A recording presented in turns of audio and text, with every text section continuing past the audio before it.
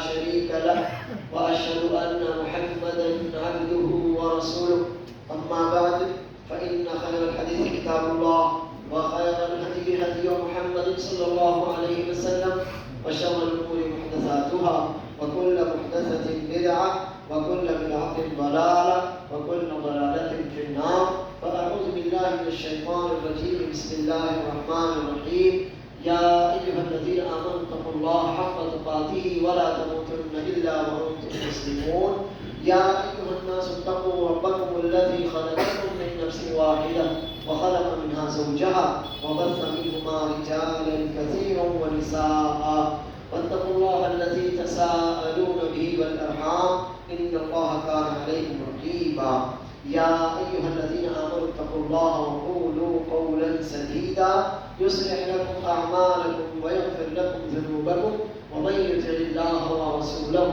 فقد فاز فوزا عظيما. محترم حاضرین، الحمدللہ رمضان المبارک کا مقدس بابرکت مہینہ ہے جو نیکیوں کا موسم بہار ہے، اللہ کے فضل سے ہم پر سایہ ہے۔ دیکھتے ہی دیکھتے اس مہینے کے 18 دن گزر چکے۔ آج ہمارے یہاں 18واں روزہ ہے اور جو سمجھ لیجیے کہ 18 دن گزر چکے۔ اللہ عز و جل اپنے بہت سے مہینوں کو، ان مہینوں میں سے بہت سے ایام کو اپنے بندوں کو کچھ دینے کے لیے چن لیا۔ رمضان المبارک کو چنا، ہر ہفتے میں سے جمعہ کو چنا، پھر ابھی تھوڑے دن بعد انشاءاللہ ذی الحجہ کا مہینہ آئے گا، اس عشرے کو چنا۔ اللہ عز و جل دراصل رحیم ہے، غفور ہے، تواب ہے۔ ہر تھوڑے وقفے کے بعد وہ اپنے بندوں کو اپنے پاس آنے کے لیے مواقع فراہم کرتا ہے تاکہ ہم دنیا داری، دنیا پرستی چھوڑ کر، شہوتوں سے نکل کر، شیطانی راستوں سے پیچھے ہٹ کر اللہ عز و جل کی طرف آ سکے، اپنے گناہوں پر معافی مانگ سکے اور اللہ عز و جل کے احکام بنا سکے۔ محترم حاضرین، اب چونکہ 2 ہی دنوں بعد انشاءاللہ رمضان المبارک کا آخری عشر شروع ہونے والا ہے، تو میں نے مناسب سمجھا کہ سال کے سب سے زیادہ افضل ترین دن یا سال کی سب سے زیادہ افضل ترین راتیں اس عشرے میں پائی جاتی ہیں، اس کے تعلق سے کچھ باتیں آپ کے سامنے رکھی جائیں جو میرے اور آپ کے لیے، ہم سب کے لیے نصیحت بن سکے کہ جن کی روشنی میں ہم اپنے آپ کی اصلاح بھی کر سکیں، اپنے آپ کو اللہ عز و جل کی رحمت اور اس کی مغفرت کے حقدار بھی بنا سکیں۔ اللہ تعالیٰ ہم اور آپ کو اس کی توفیق دے، آمین۔ رمضان مبارک کا آخری عشرہ رمضان مبارک کے ان 2 عشروں کے مقابلے میں زیادہ اہم۔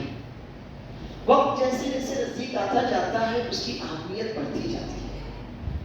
رمضان مبارک کے آخری عشرے کی اہمیت کا آپ اس طرح سمجھیے کہ جیسے آج جمعہ ہے، جمعہ کے دن ایک تھوڑا سا وقت ہے کہ جسے پورے دن پر فضیلت حاصل ہے دعاؤں کی قبولیت کو لے کر، اور رسول اللہ صلی اللہ علیہ وسلم فرماتے ہیں فَالْتَمِسُوهَا آخِرَ سَاعَةٍ بَعْدَ الْعَصْرِ، آپ وہ وقت عصر کے بعد مغرب سے پہلے کی آخری گھڑیوں میں تلاش کیجیے۔ تو ایسے ہی رمضان المبارک کے ان 2 عشروں کے مقابلے میں آخری عشرہ چونکہ اپنی انتہا کو پہنچتا ہے اور اس عشرے کے ہوتے ہی ہم لوگ رمضان المبارک سے باہر چلے جاتے ہیں، اس لیے اس عشرے کو اللہ عز و جل نے کچھ خاص فضائل سے نوازا ہے۔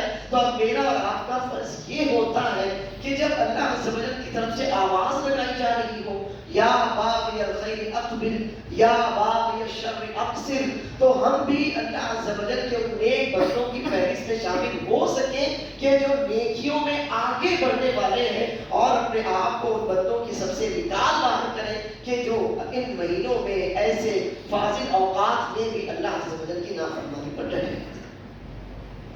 اس عشرے کی عبادات تو وہی ہے جو پورے رمضان میں یا پورے سال میں ہوتی ہیں، لیکن 3 اہم عبادتیں ہیں جو اس عشرے میں خاص طور پر کی جا سکتی ہے۔ بقیہ سال میں یا تو ہم ان عبادتوں کو نہیں کر سکتے یا ان کا موقع ہی نہیں ہوتا۔ وہ 3 عبادتیں میں آپ کے سامنے رکھتا ہوں۔ سب سے پہلی عبادت ہے اعتکاف۔ اعتکاف اپنے آپ کو اللہ عز و جل کے لیے خالص کر کے مسجد کی حدود میں قید کر لینے کا نام اعتکاف ہے۔ دنیا سے کٹ جاؤ، 10 دنوں کے لیے دنیا داری چھوڑ دیں، اپنے گھر والوں، اپنے رشتہ داروں، اپنے روزگار، اپنے کاموں کو 10 دنوں کے لیے آپ الوداع کہیں، اللہ عز و جل کے گھر میں آئیں اور ڈیرا ڈال دیں تاکہ آپ اللہ کے ہو سکیں۔ اس لیے اعتکاف کیا جاتا ہے۔ تو سب سے پہلی عبادت اعتکاف ہے۔ کچھ باتیں میں اعتکاف کے تعلق سے آپ کے سامنے رکھنا چاہتا ہوں۔ سب سے پہلی بات تو یہ ہے کہ اعتکاف مسجد میں ہوتا ہے۔ اللہ عز و جل فرماتا ہے وَأَنْتُمْ عَاكِفُونَ فِي الْمَسَاجِدِ، مسجدوں میں جب تم اعتکاف کرنے والے۔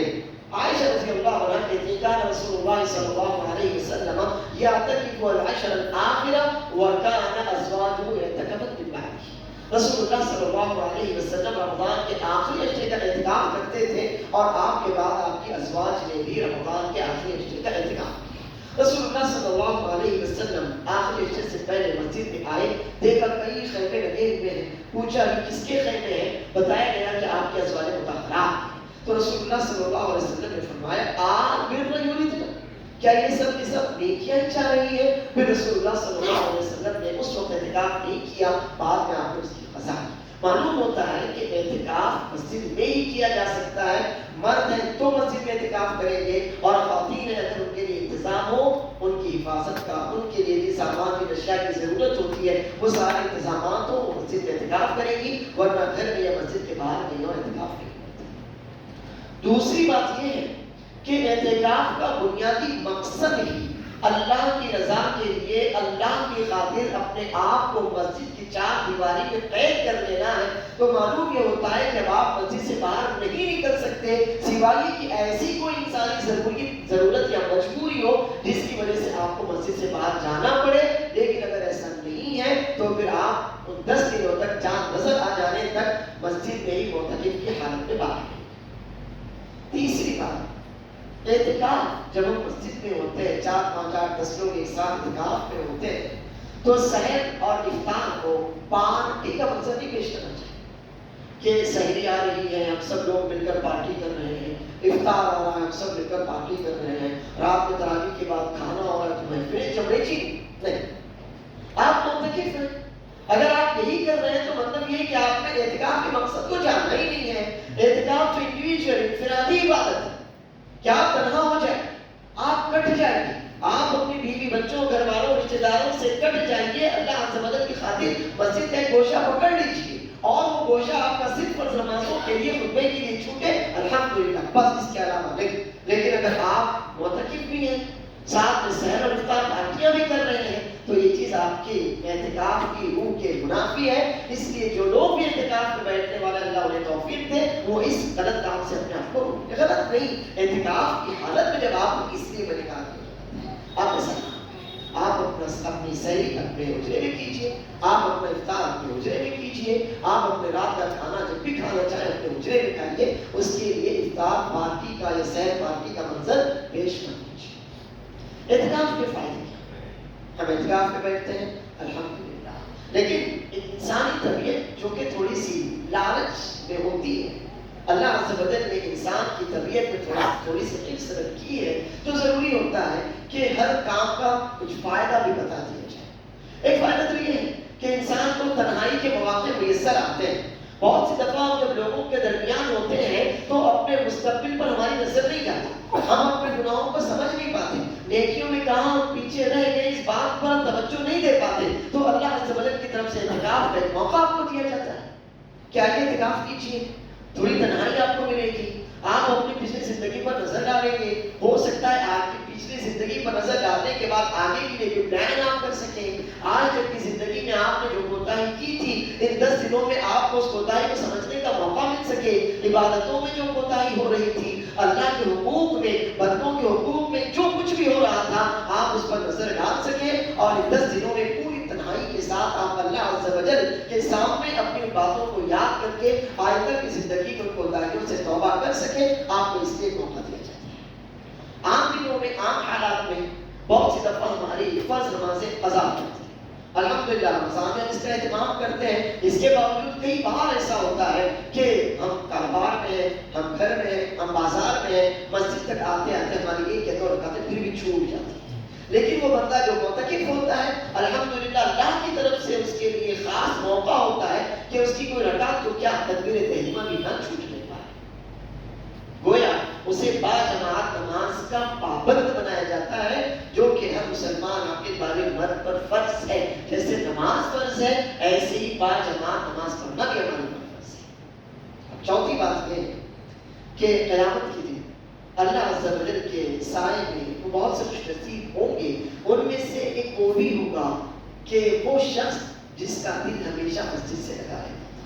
اعتکاف کرنے والے کا دل کیا، وہ تو مکمل اپنے وجود اپنی روح کے ساتھ مسجد میں ہی رہتا ہے. تو آپ سوچئے کہ ایک وہ شخص کہ جو بازار میں ہو اس کا دل مسجد میں لگا ہو، اللہ عز و جل اسے قیامت کے دن سایہ فراہم کرے گا جب کوئی سایہ نہ ہوگا. تو وہ آدمی جس نے اپنے آپ کو اللہ کے گھر کا خاص بنا لیا، یقیناً ایسے لوگ اللہ عز و جل کے فراہم کردہ سائے سے محروم کیسے رہ سکیں گے. تو گویا یہ اس بندے پر اللہ عز و جل کا خاص فضل ہوتا ہے کہ ہم تمہیں اس لائق بناتے ہیں کہ قیامت کے دن تم ہمارے عرش کے سائے کے حقدار بن سکو. اور پانچواں فائدہ یہ ہوتا ہے کہ روزہ رکھنے کے باوجود، رمضان کے مبارک ایام کے باوجود ہم جب بازاروں میں ہوتے ہیں، گھر بار میں ہوتے ہیں، تو بہت سے گناہ ہم سے پھر بھی ہو جاتے ہیں. کچھ آنکھوں کے گناہ ہیں، کچھ کانوں کے گناہ ہیں، کچھ زبان کے گناہ ہیں، اس کے علاوہ چھوٹے بڑے گناہ ہوتے ہی رہتے ہیں. لیکن وہ آدمی اللہ عز و جل نے کسی مرتکب کی حیثیت سے اپنے گھر میں قید کر دیا ہو، اللہ عز و جل اسے کانوں کے گناہوں سے بچا لیتا ہے،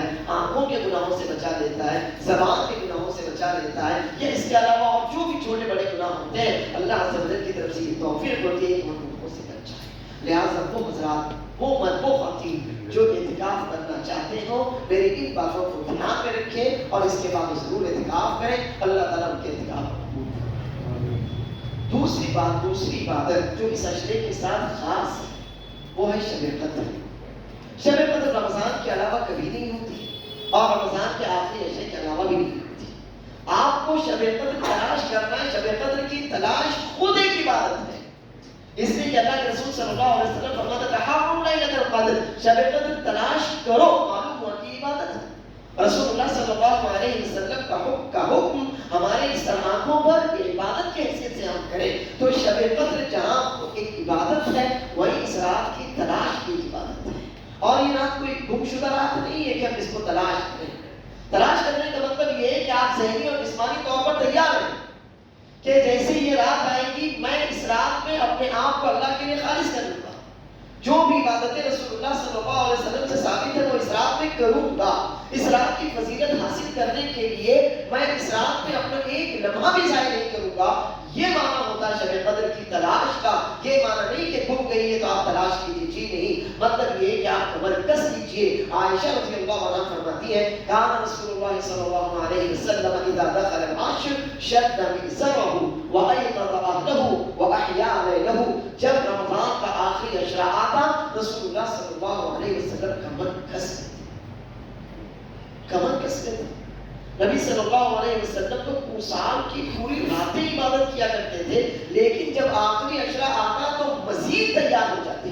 آپ کی عبادتوں میں، آپ کی گریہ گزاری، دعاؤں اور اذکار میں اور زیادہ شدت آ جاتی تھی. آپ پوری رات جاگ کر عبادتیں کیا کرتے تھے اور اپنے گھر والوں کو بھی جگایا کرتے اور ان سے بھی عبادتیں کروایا کرتے تھے. تو اب شب قدر ہم کو تلاش کرنا. رسول اللہ صلی اللہ علیہ وسلم فرماتے ہیں تحروا لیلۃ القدر فی العشر الاواخر من رمضان. رمضان کے آخری عشرے میں شب قدر تلاش کرو. اور ہم جانتے ہیں کہ رمضان کے آخری عشرے سے مراد آخری عشرے کی 5 تاک راتیں ہیں، 21، 23، 25، 27 اور 29. رسول اللہ صلی اللہ علیہ وسلم سے ثابت نہیں ہے کہ ان میں سے کوئی ایک ہی رات شب قدر ہوتی ہے. وہ رات بدلتی رہتی ہے. آپ نے نہیں کہا کہ 27 کی رات شب قدر ہے، 25 کی رات شب قدر ہے، جی نہیں. آپ نے پورا عشرہ عبادت کر کے ہم کو بتایا کہ آپ کو تو پورے عشرے کی عبادت کرنا ہے. اور ان میں سے 5 مخصوص راتیں ہیں. وہ رات کبھی بھی بدل سکتی ہے. ضروری نہیں پچھلے سال 21 کو ہوئی تھی تو ابھی بھی 21 کو، پچھلے سال 23 کو ہوئی تھی تو ابھی بھی 23 کو، جی نہیں. وہ 5 راتیں ہیں. آپ کو 5 یا پوری 10 راتوں کی عبادت کرنا ہے تاکہ شب قدر آپ کو مل سکے. اور شب قدر کی فضیلت میں اللہ عز و جل نے پوری سورت اتار دی. بسم اللہ الرحمن الرحیم انا انزلناه في ليلة القدر وما ادراك ما ليلة القدر ليلة القدر خير من 1000 شهر تنزل الملائكة والروح فيها إني عابد ربي من كل أمر سلام یہ حتی مطلع الفجر. بے شک ہم نے اس قرآن کو شب قدر میں نازل کیا. قرآن جو اللہ عز و جل کا کلام ہے ہم اور آپ سب کے لیے ہدایت ہے. یہ اس رات کی سب سے پہلی فضیلت ہے کہ اللہ عز و جل نے شب قدر میں قرآن کو اتارا. اسے قرآن فضیلت والی کتاب، ویسے اس رات میں اسے اتارا گیا یہ فضیلت والی رات ہے. اور اس کی فضیلت 1000 مہینوں سے زیادہ بہتر ہے. رسول اللہ صلی اللہ علیہ وسلم فرماتے ہیں قد حضركم رمضان شهر مبارك وفيه ليلة خير من 1000 شهر من حرم خيرها فقد حرم الخير كله ولا يحرم خيره إلا محروم. یقینا رمضان کا مہینہ آ چکا ہے، اس میں ایک رات ایسی ہے جو 1000 مہینوں سے زیادہ بہتر ہے. جو اس کے خیر سے محروم ہے یقینا وہ ہر خیر سے محروم رہا. اور اس کے خیر سے محروم ہونے کا مطلب آدمی کا اپنے آپ کو ہر بھلائی سے محروم کر لینا ہے، تو گویا اللہ عز و جل کی ہم سے محروم لکھ دیا جاتا ہے. آپ اندازہ لگائیے ہم اور آپ جو زندگی گزارتے ہیں اس دنیا میں 60 70 80 سال کل ملا کر بھی 1000 مہینے نہیں ہوتے. اب رمضان کی راتوں کو، آخری عشرے کی راتوں کو یوں ہی ضائع کرتے ہیں بازاروں میں، اپنے گھروں میں، اپنے سوشل میڈیا اکاؤنٹس پر. تو آپ جانیے کہ ہم نے کتنا بڑا نقصان اٹھایا. اور وہ یہ ہے کہ ایک رات اگر زندگی میں 10 بار بھی ہم کو مل جائے تو نوح علیہ السلام کی عمر مبارک کی جتنی ہم کو نیکیاں کرنے کا موقع فراہم آ جائے، لیکن ہم اپنی کوتاہی سے، ناسمجھی سے، یہ شیطان کے بہکاوے میں آ کر اس رات کو ضائع کرتے چلے جاتے ہیں. اور پھر اس رات کی فضیلت یہ بھی ہے کہ اس رات میں اللہ عز و جل کے فرشتے جبرائیل علیہ السلام کے ساتھ زمین پر اترتے ہیں اور یہ صبح صادق تک سلامتی والی رات ہوتی ہے. اس لیے مجھے اور آپ کو چاہیے کہ ہم رمضان کے آخری عشرے میں اپنے آپ کو خالص کر لیں. جو بھی گھریلو مصروفیات ہیں، جو بھی کاروباری مشغولیات ہیں، یہ سب ہم دن میں کریں یا آخری عشرے میں چھوڑ ہی دیں. اللہ نے جو آپ کی قسمت میں لکھا آپ کو ضرور لکھا ہے. اس کی راتوں کی عبادتیں خراب کرنے کی ضرورت نہیں ہے. ضروری نہیں ہے کہ آپ رات میں جانے اپنے کاروبار میں رہیں تو ہی آپ کو وہ رزق ملے گا. جی نہیں، اللہ عز و جل نے آپ کی تقدیر میں جو لکھا ہے وہ ضرور آپ کو مل کر رہے گا. اور جب تک وہ رزق ملے گا نہیں، آپ مرنے والے نہیں. تو کیوں نہ ہم ایسا کریں؟ ہم ٹھان لیں کہ رمضان کے آخری عشرے یا کم از کم اس آخری عشرے کی راتوں کو ہم اپنے آپ کو خاص کر لیں گے. یا تو مسجد میں ہوں گے کہ پوری رات عبادت میں گزرے، یا اپنے گھر میں ہوں گے کہ پوری رات عبادت میں گزرے. اور جتنی بھی چیزیں عبادت سے روکنے والی ہے، عبادت میں خلل ڈالنے والی ہے، ہم ان سب کو چھوڑ دیں گے جیسے کہ رسول اللہ صلی اللہ علیہ وسلم کیا کرتے تھے. ہمیں یہ ضرور کرنا چاہیے. اور انسان جب کوئی کام ٹھان لیتا ہے تو اللہ عز و جل کی طرف سے بھی اس کی بھرپور مدد کی جاتی ہے. یہ نہیں ہو سکتا کہ آپ اللہ عز و جل کے لیے کوئی نیکی کرنا چاہیں، اسے ٹھان لیں اور پھر اللہ کی طرف سے کوئی رکاوٹ آ جائے، ایسا ہو ہی نہیں سکتا. ہاں، جب ہمارا یقین کامل نہیں ہوتا، بس ہم کروں گا نہیں کروں گا، تو بھی بہت سی دفعہ ہونے والی نیکی بھی ہم سے نہیں ہوتی. تو ہم اور میں اور آپ اس رات کی اہمیت کو، فضیلت کو سمجھیں اور یہ جان لیں کہ اگر اس رات کا خیر ہمیں نہ مل سکا تو رسول اللہ صلی اللہ علیہ وسلم نے فرمایا کہ ایسا بندہ تو محروم ہے جو ہر خیر سے محروم رہ گیا. اور ہم خیر سے محروم ہونے والے نہیں بننا چاہتے، اس لیے ہمیں یہ راتیں عبادت میں گزارنا. عبادت آپ کیا کریں؟ اس رات میں رسول اللہ صلی اللہ علیہ وسلم سے جو بھی عبادتیں ثابت ہے وہ انفرادی عبادت ہے. ہاں، یہ ضرور ہے کہ رسول اللہ صلی اللہ علیہ وسلم نے 23 25 اور 27 3 راتیں تراویح پڑھائی. اور عمر رضی اللہ عنہ نے پھر جب خلیفہ بنے تو پورے مہینے کے لیے تراویح کی سنت کو رائج کر دیا. اب جب ہم نے تراویح اپنے امام کے ساتھ پڑھ لی، امام کے ساتھ ہم نے وتر پڑھ لی ہے، تو اب ہم کو الگ واپس سے گھر پر یا کہیں اور جا کر تہجد پڑھنے کی یا قیام کرنے کی ضرورت نہیں ہے. یہی تراویح قیام اللیل، یہی تراویح آپ کی تہجد بھی ہے. رسول اللہ صلی اللہ علیہ وسلم سے ثابت نہیں ہے کہ آپ نے قیام اللیل کے نام پر کوئی نماز پڑھی ہو، تہجد کے نام پر اگر نماز پڑھی ہو. اس کے برخلاف رسول اللہ صلی اللہ علیہ وسلم تو یہ فرماتے ہیں من قام مع الامام حتى ينصرف كتب له قيام الليل. آپ کو پوری رات قیام کا ثواب ہی تو چاہیے نا. آپ کیوں پڑھتے پوری رات نمازیں؟ ثواب چاہیے نا. تو آسان ہے، جو شخص اپنے امام کے ساتھ قیام کرے حتیٰ کہ امام فارغ ہو جائے، اور امام آپ کا کب فارغ ہو رہا ہے؟ ادھر پڑھا کر، تو اسے پوری رات قیام کرنے کا ثواب ہوتا ہے. اللہ عز و جل کی رحمت تو اتنی آسانی سے حاصل کی جا سکتی ہے اور آپ اس کے لیے اپنے آپ کو مشقت میں ڈال رہے ہیں. تو ایسا نہ کریں. آپ آئیں، امام کے ساتھ عشاء پڑھیں، امام کے ساتھ تراویح پڑھیں، امام وتر پڑھا، امام کے ساتھ وتر پڑھیں. سبحان اللہ القدوس، آپ کی نماز، آپ کے قیام اللیل، تراویح تہجد پوری ہوئی. اب اس کے بعد آپ کو جو عبادتیں کرنا ہے وہ آپ کی انفرادی عبادتیں ہیں. ایک تو دعا ہے. عائشہ رضی اللہ عنہ نے پوچھا اللہ کے رسول صلی اللہ علیہ وسلم شب قدر اگر مجھے حاصل ہو جائے تو میں کون سی دعا مانگوں؟ مغفرت کی دعا، اللہ کی رحمت کی دعا، اپنے گناہوں کی معافی کی دعا مانگو. اللہم انک عفو تحب العفو فاعف عنی. کریم کا لفظ رسول اللہ صلی اللہ علیہ وسلم ثابت نہیں ہے.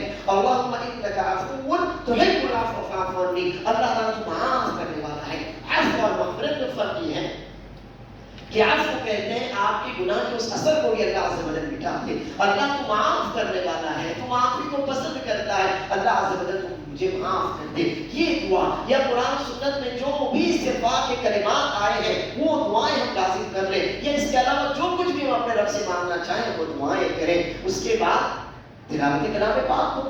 رسول اللہ صلی اللہ علیہ وسلم کے پاس رمضان میں رات میں روزانہ جبرائیل علیہ السلام آتے تھے اور استاد اور شاگرد ایک دوسرے کو قرآن سنتے اور سناتے تھے. ہم قرآن کریم کی تلاوت کریں، یا آپ کی مسجدوں میں کہیں تھوڑی دیر کے لیے درس و تدریس یا واعظ و نصیحت کا اہتمام ہوتا ہے، آپ اس میں شریک ہو جائیے تاکہ پوری رات جاگ کر عبادت کرنے کا آپ کے لیے آپ کے جسم میں چستی آ سکے اور آپ پوری نشاط اور توجہ کے ساتھ عبادت کر سکیں. کہ مسجد میں آئیں تو مسجد میں رہ جائیں گے تو یہ کام آپ کیجیے. اس کے علاوہ آپ کوئی اور کام مت کیجیے. آپ نے کہیں پڑھا یا سنا ہوگا کہ اگر ہم شب قدر میں 1 روپیہ صدقہ کرتے ہیں تو گویا 1000 مہینے تک صدقہ کرتے رہے. لیکن رسول اللہ صلی اللہ علیہ وسلم سے جو ثابت ہے وہ یہ ہے کہ من قام لیلۃ القدر ایمانا واحتسابا غفر له ما تقدم من ذنبه. آپ کو گناہوں کی معافی چاہیے، اللہ پر ایمان اور اللہ سے ثواب کی امید رکھتے ہوئے شب قدر میں آپ قیام کیجیے. الحمدللہ یہ عبادت ثابت ہے، دعا ثابت ہے، اور اسی طرح سے ذکر و اذکار ثابت ہے، اور قرآن کریم کی تلاوت ثابت ہے. اب اس کے علاوہ جو لوگ یہ کہتے ہیں کہ آپ 1 دینار صدقہ کرو، آپ 1 روپیہ صدقہ کرو اور یہ کرو، تو یہ سب باتیں ثابت نہیں ہے. نبی صلی اللہ علیہ وسلم نے شب قدر کی فضیلت بتائی تو وہ عبادتیں بھی کر کے بتائی جو ہمیں کرنا چاہیے. تیسری اور آخری بات وہ بالکل اس مہینے کے یا اس عشرے کے آخر میں کی جانے والی عبادت ہے، اور وہ ہے صدقہ فطر، جس کو زکوٰۃ الفطر بھی کہا جاتا ہے کیونکہ وہ واجب ہے. اللہ کے رسول صلی اللہ علیہ وسلم نے صدقہ فطر ہر مسلمان مرد عورت چھوٹے بڑے آزاد اور غلام پر فرض کیا ہے. صاع من تمر او صاع من شعیر او صاع من قمح، یا تو آپ 1 سا گیہوں دیں یا 1 سا جو دیں یا 1 سا کھجور دیں یا 1 سا پنیر دیں، یا جو بھی آپ کے غذا ہو آپ کو دے سکتے ہیں. اب مسئلہ یہ ہے کہ کیوں دیا جاتا ہے. تو عبداللہ بن عباس رضی اللہ عنہ کہتے ہیں کہ رسول اللہ صلی اللہ علیہ وسلم نے صدقہ فطر اس لیے فرض کیا تاکہ روزے داروں سے روزے کے دوران کوتاہیاں ہو جاتی ہیں یہ ان کا کفارہ بن سکے، اور عید کے موقع پر یہ فقراء و مساکین کے لیے اس کے ذریعے کھانے کا انتظام ہو سکے. تو جہاں یہ ہمارے گناہوں کا کفارہ ہے، وہی ہمارے بھائیوں اور بہنوں کے لیے اللہ نے اس کے ذریعے کھانے کا انتظام بھی رکھا ہے. تیسری بات یہ ہے کہ ہم کیا دیں. جو اناج ہم کھاتے ہوتے ہیں، جو اناج ہم کھاتے ہیں وہ دیں. بہت سے لوگ کہتے ہیں کہ آپ قیمت دیجیے، لیکن رسول اللہ صلی اللہ علیہ وسلم سے قیمت ثابت نہیں ہے. غلہ ثابت ہے، اناج ثابت ہے، جو غذا آپ کھاتے ہیں وہ دینا ثابت ہے. رسول اللہ صلی اللہ علیہ وسلم کی سنت پر خیر ہے، سنت پر عمل میں خیر ہے، دنیا میں بھی آخرت میں بھی. آپ اناج دیجیے جو اناج آپ کھاتے ہو، اور آپ اس چکر میں نہ پڑیے کہ اگر قیمت دے دیا تو کیا ہوگا، اس کو پیسے دیے تو کیا ہوگا. آپ صدقہ کا تھوڑا صاف دے رہے ہیں، زکات آپ دے رہے ہیں، تو صدقہ فطر میں آپ واپس سے قیمت کی طرف کیوں آتے ہیں. رسول اللہ صلی اللہ علیہ وسلم کی سنت پر عمل میں خیر. اور چوتھی بات یہ کہ آپ کتنا دیں.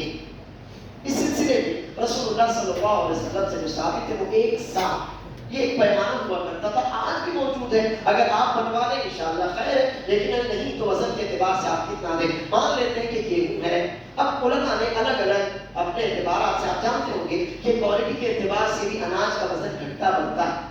گیہوں کے دانے آپ دیکھیں گے تو چھوٹے بھی ہوتے ہیں، بڑے بھی ہوتے ہیں، ہلکے بھی ہوتے ہیں، بھاری بھی ہوتے ہیں. تو جن علماء نے جس اعتبار سے اس پیمانے کو اناج ڈال کر وزن کیا، اس اعتبار سے ان کے اوزان مختلف آئے. کوئی کہتا ہے 2 کلو 125 گرام، 2.5 کلو، 3.5 کلو. لیکن آپ ان چکروں میں نہ پڑے. 2.5 کلو یا جو بھی آپ کی مسجد میں یا آپ کے معاشرے میں رائج ہے، 3 کلو جس کو آپ اوسط ایٹ ایوریج مان لیتے ہیں، اس کے اعتبار سے آپ نکالیے. اور 5ویں بات یہ ہے کہ اس میں بھی اجتماعیت کا مظاہرہ ہوتا ہے. اگر آپ کی مسجد کمیٹیاں آپ کی طرف سے نائب بن کر آپ سے رقم وصول کرتی ہیں اور اس کے بعد آپ کی طرف سے وہ غلہ فقراء مساکین کو تقسیم کر دیتی ہیں، تو الحمدللہ یہ اجتماعیت کی ایک شکل ہے. آپ ایسا ہی کیجیے.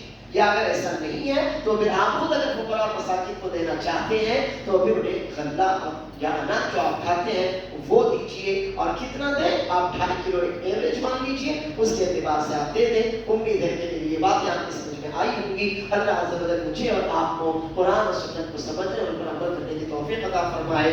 آمین. وآخر دعوانا الحمدللہ.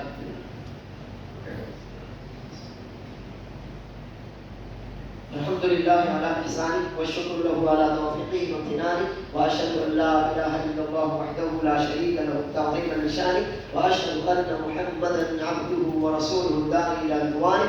اللهم صل على محمد وعلى آل محمد كما صليت على إبراهيم وعلى آل إبراهيم إنك حميد مجيد. اللهم بارك على محمد وعلى آل محمد كما باركت على إبراهيم وعلى آل إبراهيم إنك حميد مجيد. رسول اللہ صلی اللہ علیہ وسلم فرماتے ہیں وَلِلَّهِ وَتَقَاءُ مِنَ النَّارِ وَذَلِكَ كُلَّ لَيْلَةٍ. اللہ عز و جل رمضان میں بہت سے بندوں کو جہنم سے آزاد کرتا ہے, اور اللہ عز و جل کی یہ مغفرت رمضان میں روزانہ رات کے وقت ہوتی ہے. اس لیے جتنی بھی راتیں باقی بچ گئی ہیں ان کو غنیمت جانیں, اپنے آپ کو معاف کروانے کی کوشش کر لیں, اس لیے کہ اس بندے پر لعنت ہے کہ رمضان کا مہینہ اسے ہر صحت کے عالم میں, خوشحالی کے عالم میں ملے اور پھر گزر بھی جائے اور اپنے آپ کی مغفرت نہ کرا سکے. اللہ عز و جل مجھے اور آپ ہر طرح کی محرومی سے محفوظ رکھے, ہم اور آپ کو ہدایت دے, امت کی حفاظت فرمائے, آنے والے دن ہم سب مسلمانوں کے لیے آسان ترین کرے. ربنا ظلمنا انفسنا وان لم تغفر لنا وترحمنا لنكونن من الخاسرين. سبحان ربك رب العزة عما يصفون وسلام على المرسلين والحمد لله رب العالمين.